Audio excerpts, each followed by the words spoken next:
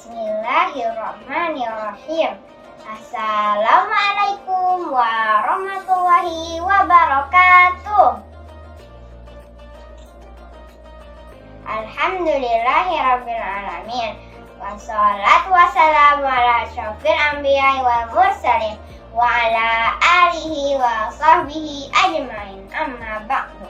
Puji dan syukur kita panjatkan kehadirat Allah Subhanahu wa ta'ala atas segala nikmat yang Ia berikan kepada kita. Salawat serta salam tak lupa kita haturkan kepada junjungan Nabi besar Muhammad SAW, para pengikut beliau hingga akhir zaman. Pada kesempatan kali ini, izinkan saya menyampaikan kisah Maryam sang wanita suci. Tahu kan siapa itu Maryam? Ya, Maryam adalah ibunda dari Nabi Isa alaihissalam. Beliau adalah wanita suci yang sangat dihormati oleh masyarakat.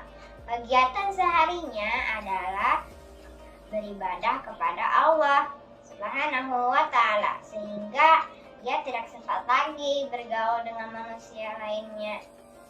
Orang-orang pun tidak berani mengganggu ibadah Maryam.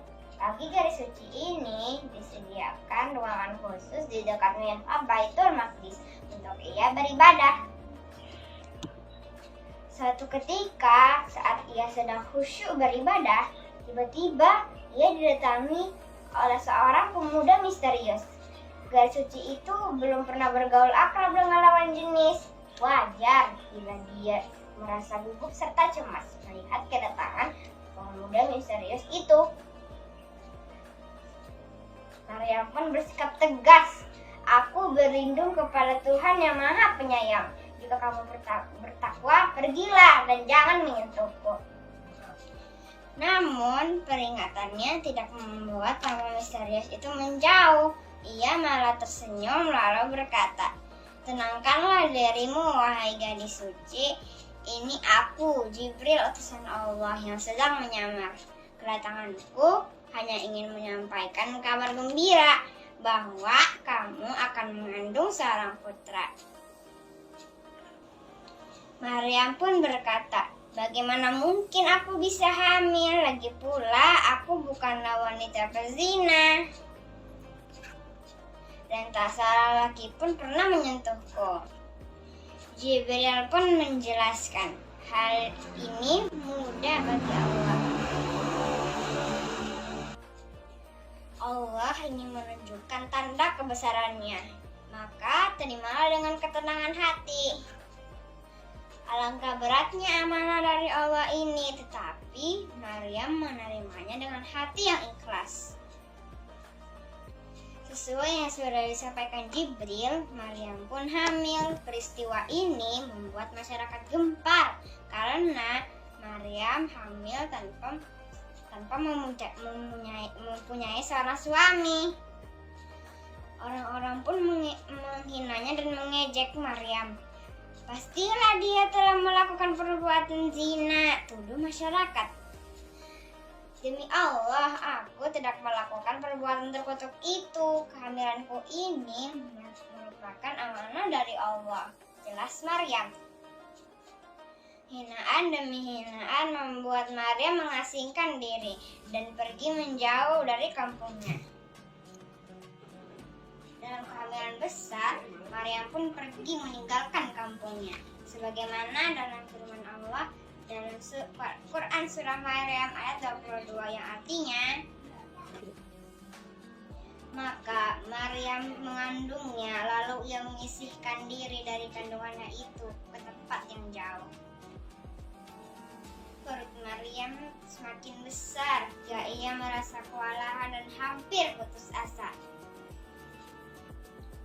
Dalam suasana teramat sedih, Maryam pun berkata, "Aduhai, alangkah baiknya aku mati sebelum ini dan aku menjadi sesuatu yang tidak berarti dan dilupakan." Sebagaimana yang termaktub dalam Quran surah Maryam ayat 23. Sudah cukup jauh Maryam berjalan. Ia sudah tak kuat lagi melangkahkan kaki. Ia pun duduk di bawah pohon kurma. Wajahnya sepucat kapas dan keringat bercucuran. seorang pun menemaninya. Lalu Allah mengutus Jibril membantu meringankan beban Maryam. Jibril pun berkata, "Hai Maryam, Allah telah menjadikan telaga di dekat kakimu.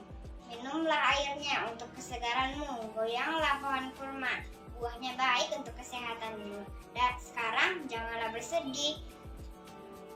Sebentar lagi kamu akan mempunyai putra mukjizat."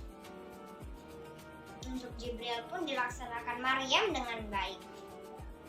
Ia meminum air telaga yang ada di dekat kaki, yang ada tak jauh di dekat kakinya, dan tubuhnya kembali menjadi segar. Lalu Maryam menggoyang pohon kurma, dan yang matang pun berjatuhan. Lalu ia melahap beberapa kurma tersebut. Maryam pun melahirkan dengan selamat. Laki-lakinya itu diberi nama Isa. Kemudian datang perintah Allah agar Maryam kembali ke kampungnya. Lalu ia pulang sembari menggendong bayinya itu. Tentu saja kehadirannya membuat penduduk kembali berkumpul.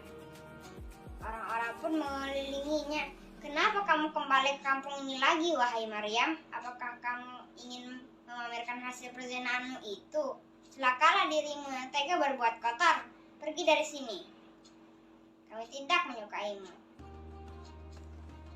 Tapi Maryam hanya diam. Ia memberikan isyarat ke arah bayinya. "Mana ada bayi bisa bicara? Apa kamu sudah gila?" ucap penduduk kampung. Atas izin Allah, bayi Isa pun bisa berbicara. "Sesungguhnya aku hamba Allah. Allah memberiku kitab Injil dan mengutusku sebagai nabi. Dimanapun aku berada, Allah selalu memberkahiku.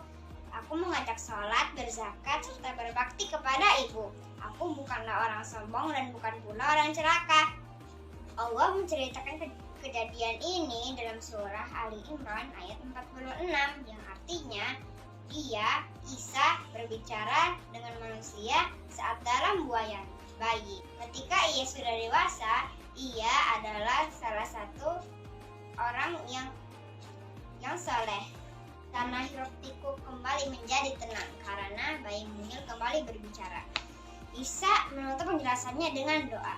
"Salam keselamatan pada hari aku dilahirkan. Salam keselamatan pada hari aku meninggal dunia. Dan salam keselamatan pada hari aku bangkitkan hidup kembali."